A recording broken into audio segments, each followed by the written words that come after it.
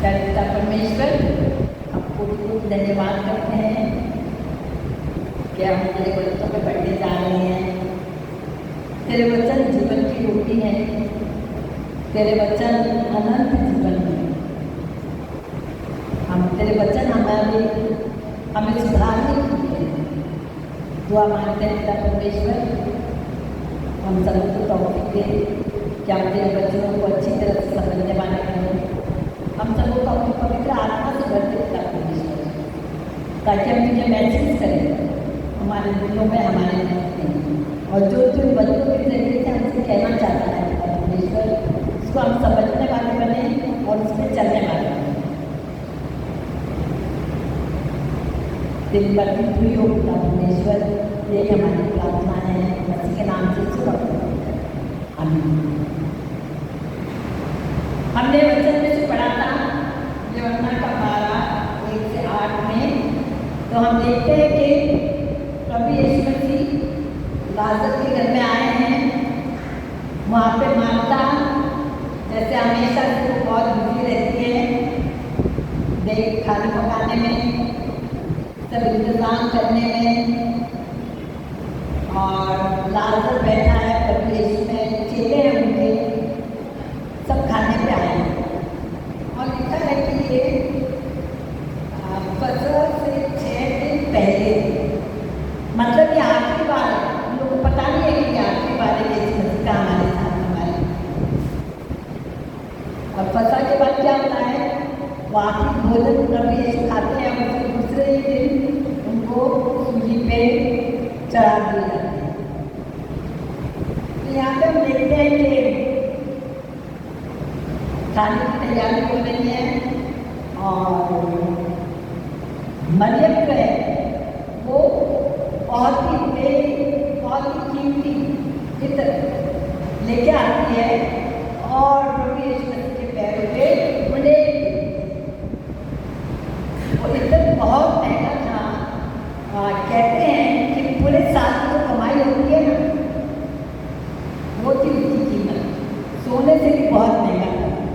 और वो महंगा इसलिए होता था क्योंकि वो जो इधर बनता था, उसकी जो जड़ी बूटियाँ होती हैं ना, वो हिमालय पर्वत से उन लोग लेके पैलेस्टाइन जाया था, फिर वो इधर बनता था। तो इतना कीमती इधर को आराम से ले लेती है उनकी पैरों पे, और उससे उसका दिल नहीं भरता है, तो वो उनके पैर जो है अपने बालों से पोंछते हैं। ये देख के यहूदा जो यीशु मसीह का चेला 3 साल से उनके साथ है, खा रहा है, पीना है, चमत्कार देखे उन्होंने प्रभु यीशु को करते हुए। उसने ये भी देखा था कैसे लाजर को 4 दिन के बाद जिंदा किया है। तो वो उसे बहुत गुस्सा आता है और वो उड़ाने लगता है और कहता है कि ये बर्बादी क्यों करी है। उसको कीमत पता है वो इधर की। कहते हैं इसे तो हम देख सकते थे और हम गरीबों की, कंगालों की मदद कर सकते हैं। बहुत अच्छे ख्याल, अच्छी बात है। लेकिन वचन में क्या लिखा है? वचन में लिखा है कि उसे गरीबों से कोई मतलब नहीं था। और क्या लिखा है कि जो पैसे का हिसाब किताब था, खरीदी करना या किसी को लेना देना, वो सब इसके पास रहता था। और वो क्या करा करता था, उसमें से पैसे मांगा करता था। लिखा है साहब वो चोर था। प्रभु यीशु मसीह को पता है वो चोर है। तो जब उसने वो इधर देखा इतना कीमती, तो उसको क्यों गुस्सा आया कि अगर मैं इसको बेचता तो मेरा कितना फायदा हो जाता, मेरा कितना लॉस हो गया। ये बात उसके दिमाग में चल रही थी, जिसकी वजह से उसने ऐसी बात की। इलेक्शन के टाइम पे ऐसे होता है ना, भाई आप दे दो तब हो जाएगा, पानी आ जाएगा, बिजली आ जाएगी, रास्ते बन जाएंगे, बड़े बड़े वायदे क्यों करते हैं? क्योंकि उन्हें पता है कि अगर हम जीत गए तो इतनी बड़ी रकम हमारे बैंक में हमारे लिए आ जाएगी, और जब जीत जाते हैं तो कुछ होता है। तो ये उनका गलती होती है, लालच होती है। लालच दे के वो आपसे आपका वो मानेंगे। ऐसी शादी में होता है, शादी होती है तो क्या होता है, हम सोचते हैं चलो अब शादी होती है, अभी मेरा पूरा खर्चा उठाएगा, मेरी सब जरूरत पूरी करेगा, है ना। या वो सोचता है क्या चलो अब ये संभालेगी मेरे को, सेवा करेगी मेरी। नतीजा क्या होता है, शादियाँ टूट जाती हैं। जब शादी होती है तो हमें क्या सोचना पड़ता है, हम उसके लिए क्या कर सकेंगे, हम उसके लिए क्या करेंगे। जहाँ गलती होती है वहाँ पे क्या होगा, आप हमेशा चिड़चिड़े रहोगे, कभी संतुष्ट नहीं होंगे और हमेशा गुस्से में रहेंगे।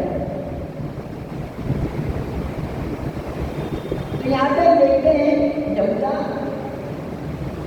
से बहुत गुस्सा आ रहा है और अपने मतलब की अपने फायदे के लिए मेरा कितना बड़ा गुस्सा हो गया, इसलिए वो मरियम को रोकता है ना। और हम जानते हैं ये क्या है, उसका अंत कैसे होता है। और अभी वो यीशु मसीह की कीमत क्या लगाई उसने, कितने में बेचा था यीशु मसीह, कितने में बेचा था, 30 चांदी की सिक्के, 30 चांदी। ये कदर थी उसकी यीशु मसीह, 3 साल का चमत्कार देखे और अभी उसको पता था कि ये राजा बनने वाले हैं। तो वो सोच रहा था मुझे क्या मिलेगा, मुझे कौन सा औहदा देगी, उसके दिमाग में यही घूम रहा। और यही वजह थी कि उसने यीशु मसीह को जाना नहीं, पहचाना नहीं। नतीजा क्या होता है, हम सबको पता है उसका अंत कैसे होता है, वो खुदकुशी करता है। तो जहाँ कुछ गलती होती है वहाँ पर क्या होता है, हम अपना नाश अपने आप करते हैं। तो हमें इसे बाहर निकलने की कोशिश करनी चाहिए, ठीक है। फिर हम देखिए यीशु मसीह क्या करते हैं, यीशु मसीह क्या करते हैं, उन्होंने लाजर यहूदा को क्या बताया, चुप बैठ, मेरे को सब पता है तेरे मन में क्या चल रहा है, ऐसा बोला गया, बेइज्जती करी क्या उसकी, क्या बोलते हैं, वो कहते हैं उसे रहने, क्या कहते हैं, उसे रहने दे, उसे ये मेरे गाड़े जाने के दिन के लिए रखने, क्योंकि कंगाल तो तुम्हारे साथ सदा रहते हैं, परंतु मैं तुम्हारे साथ सदा नहीं रहूँगा। बहुत प्यार से समझाते हैं। और हम देखते हैं कि जब यीशु मसीह ने चेलों के पैर हुए तो यहूदा के भी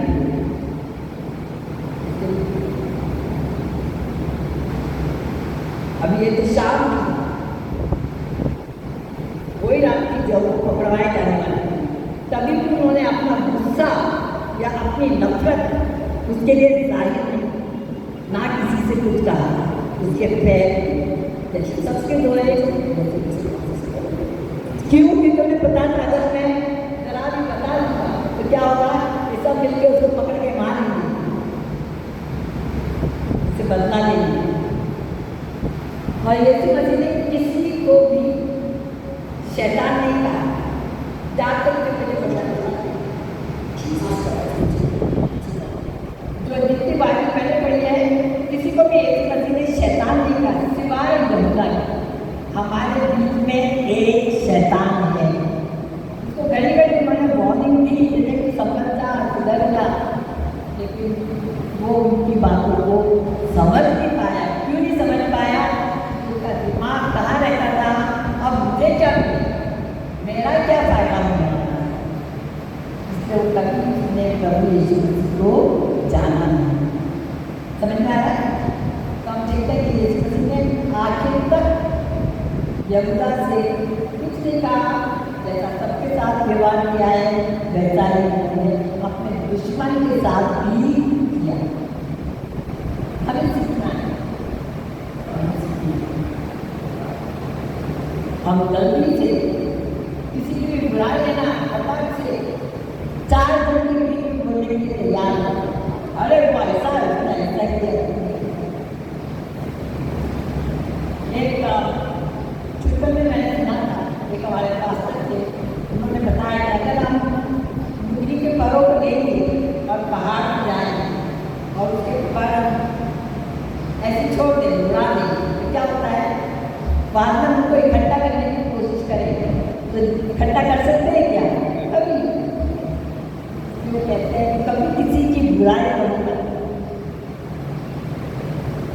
प्रभु कैसे उसको बदलेगा, कब बदलेगा हम नहीं जानते। जैसे वो चोर सबसे पहला था जो कहाँ गया, स्वर्ग में। कोई पास्टर कोई बिशप को लेके नहीं गए, इसे लेके गए एक टापू पर। इसलिए